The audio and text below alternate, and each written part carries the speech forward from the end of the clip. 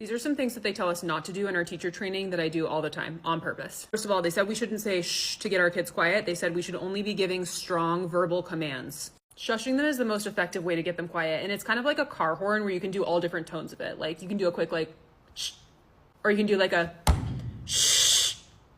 It's universally recognized. It's a classic. If it's good enough for the guards in the Sistine Chapel, it's good enough for me. Number 2, they told us not to reinvent the wheel. They said that someone out there has taught exactly what we've taught better, so we should just use the resources that already exist. One thing about me, I'm gonna reinvent the wheel. I have materials I've created that only would make sense if you knew me, my personality, my exact sense of humor, and also maybe like the inside jokes I've formed with a specific class over an entire year. I invented a board game to help my students learn, and the rules are insane and it makes absolutely no sense to any other teacher I've tried to explain it to. That's my invention. That's my creation. It took an insane amount of time.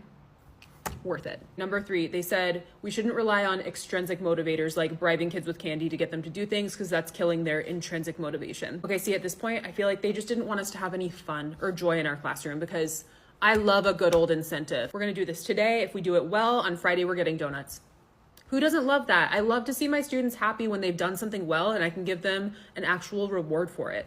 I really don't feel like doing something like that every once in a while is like Pavlovian conditioning them to only perform for treats. They're humans, not dogs, so their brain wiring is like more advanced than that. Number 4, they said don't repeat yourself. Give a direction one time, and then if they're not doing it, you follow through with consequences.